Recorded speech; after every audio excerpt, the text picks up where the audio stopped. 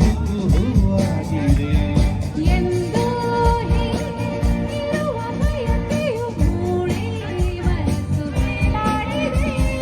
ನಮ್ಮ ಬಾಳು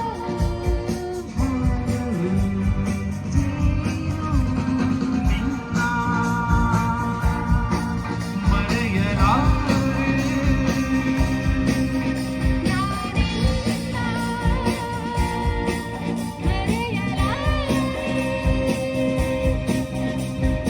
ಎಂದೆಂದು ನಿನ್ನ ಬಿಡಲಾರೆ ಚಿನ್ನ ನೀನೇ ಪ್ರಾಣ ನನ್ನಾಣೆಗೂ.